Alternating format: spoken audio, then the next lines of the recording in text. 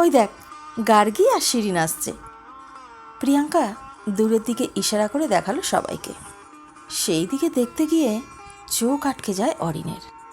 গার্গী আর শিরিন দুজনে হাত ধরাধরি করে কিছু একটা কথা আলোচনা করে খিলখিলিয়ে হাসতে হাসতে ওদের দিকেই এগিয়ে আসছে।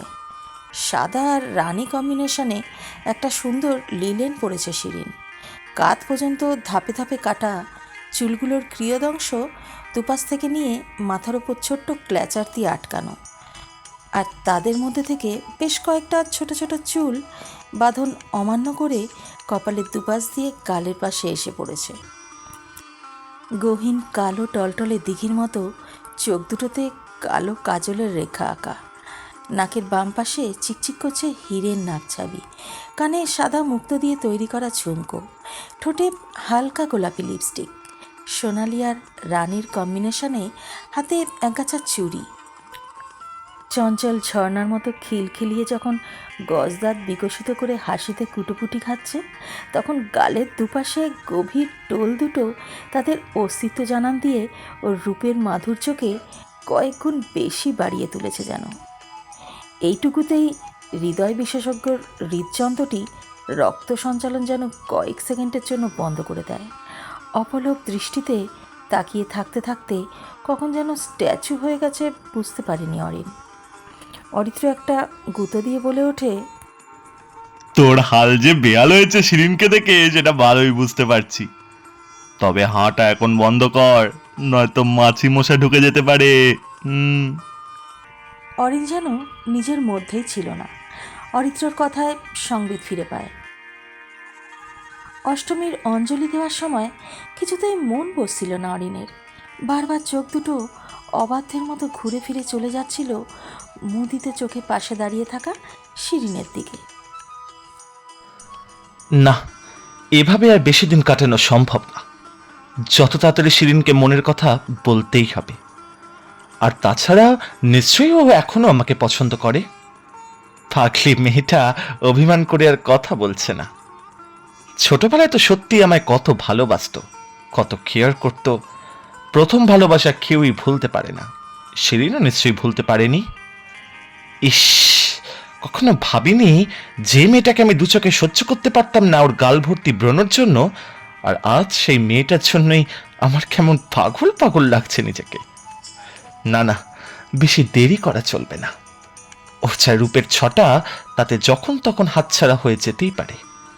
এমনিতেই আশেপাশের বেশ কিছু মুগ্ধ দৃষ্টি ভালোই ওকে প্রত্যক্ষ করছে। আজই প্রপোজ করে ওর মুখ থেকে হ্যাঁ শুনে বাড়িতে জানিয়ে দেব। অন্তত ডক্টর অরিন বসু রায়কে আপত্তি ওর বাড়ির লোক কোনো মতেই করতে পারবে না, বরঞ্চ লুফে নেবে খবরটা জানলে, আমি নিশ্চিত। তাছাড়া একসময় কাকিমা আমায় খুব ভালোবাসতেন, আর শিরিনও নিশ্চয়ই একজন হাই প্রোফাইল ডক্টরের ওয়াইফ হওয়ার সুযোগটা হাতছাড়া করবে না। অঞ্জলি শেষে সকলে গিয়ে বসল মণ্ডপের একধারে চেয়ার নিয়ে। ধীরে ধীরে আড্ডা পুনরায় জমে উঠতে লাগলো। অরিনই প্রথম কথা শুরু করলো। কিরে শিরিন, তুই কি আমায় চিনতে পারছিস না, নাকি না চেনার ভান করছিস? সবাই একটু হতবাক হয়ে তাকায় অরিনের দিকে। সেদিকে কোনো ভ্রুক্ষেপই নেই অরিনের। বেশ কঠিন লাগে মুখটা ওর। শিরিন একই রকম উদাসীন দৃষ্টিতে এই প্রথম অরিনের দিকে সরাসরি তাকায়। তারপর ঠোঁটে একটা মিষ্টি হাসির রেখা ফুটিয়ে বলে, কেন চিনতে পারবো না, খুব ভালো করেই চিনতে পেরেছি। তাহলে যে আমার সাথে একবারও কথা বললি না? তুই হয়তো ভুলে গেছিস যে একদিন তুই সকলের সামনে আমায় বারণ করেছিলি যে আমি যেন তোর সাথে আর কথা না বলি, কখনোই যেন তোর আশেপাশে না দেখি। সেটাই পালন করার চেষ্টা করছিলাম আর কি। সে তো কত বছর আগের কথা, সেটা আজও মনে রেখেছিস বুঝি? এখন তো আমরা বড় হয়ে গেছি, পুরনো কথা মনে রেখে লাভ কি? শিরিন আবার একটা মিষ্টি হাসি দিয়ে বলল, মনে তো রাখিনি। মনে রাখার মতো কোনো ব্যাপার কি আদৌ হয়েছিল? আমি শুধু কারোর ইচ্ছার বিরুদ্ধে যেতে চাই না, ওটা তোর ইচ্ছা ছিল, সেটাকেই গুরুত্ব দিয়েছি জাস্ট। সারাদিন সাহিত্যই ঘোরাঘুরি করে বুঝি তোর মাথায়? কেমন কাব্য করে করে কথা বলছিস। সেটাই কি স্বাভাবিক নয় একজন লেখিকার ক্ষেত্রে? আচ্ছা, কি লিখেছিস তুই? গদ্য না পদ্য? কথাটার মধ্যে যেন একটা তাচ্ছিল্যের আভাস পায় সবাই। শিরিন আবার হাসি মুখে বলে ওঠে, সে যাই লিখি না কেন, তোর মতো একজন বড় মাপের কার্ডিওলজিস্টের এত সামান্য একটা ব্যাপার নিয়ে মাথা না ঘামালেও চলবে। তোর না আছে সময়, না আছে ইচ্ছা, সুতরাং নিজের এনার্জি লস করে সাহিত্য চর্চা নিয়ে নাই বা কাটাকাটি করলি। থাক না, ওটা আমাদের জন্য, আমাদের মতো নগণ্য মানুষদের জন্য। শুনছেন চারুলতার গল্পের ঝুলি। এই ঝুলিতে আছে নানান স্বাদের গল্প ও কবিতা।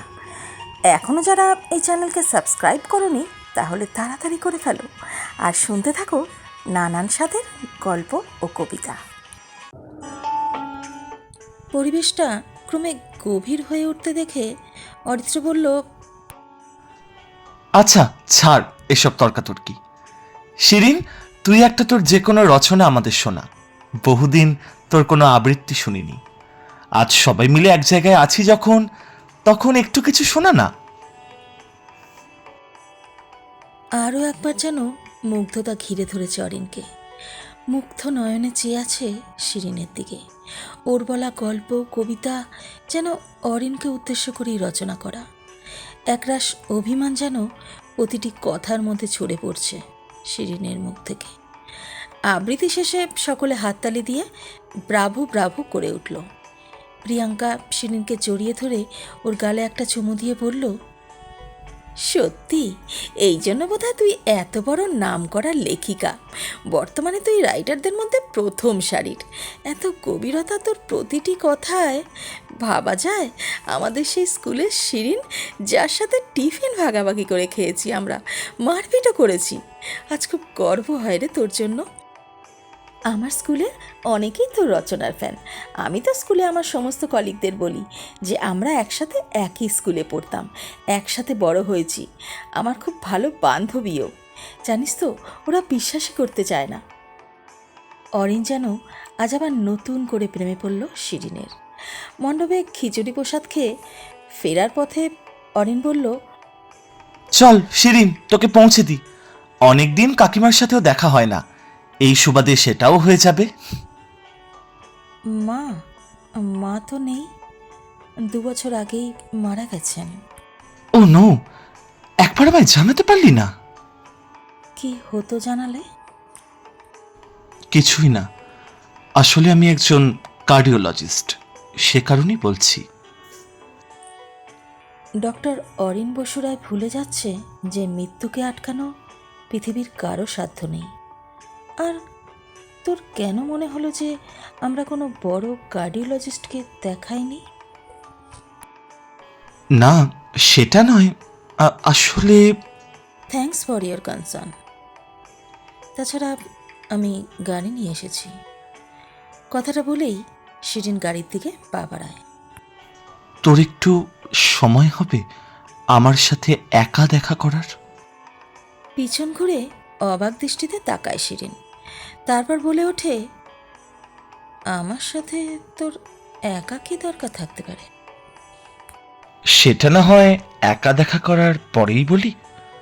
আজ বিকেলে সবাই সবার ফ্যামিলির সাথে বেরোবে, সুতরাং আজ কি তোর সময় হবে? প্রবল অনিচ্ছা থাকা সত্ত্বেও কিছু একটা ভেবে শিরিন না করতে পারল না। Thank you. ঠিক আছে, তাহলে আজ রাত 8টায় রেস্টুরেন্ট প্যালেটে দেখা করছি। শিরিন সৌজন্যমূলক হাসির বিনিময়ে বিদায় নিল।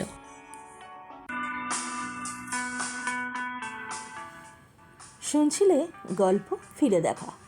কেমন লাগলো এই পর্বটি? সকলে লাইক কমেন্ট ও শেয়ার করবেন কিন্তু। গল্পের পরবর্তী পর্ব শুনতে হলে এই চ্যানেলকে সাবস্ক্রাইব করে বেল আইকন প্রেস করে দেবেন, তাহলে পরের পর্ব আপলোড হওয়ার সাথে সাথেই পৌঁছে যাবে আপনার কাছে। পরের পর্ব নিয়ে কদিনের মধ্যেই হাজির হচ্ছি। ভালো থাকবেন। টাটা।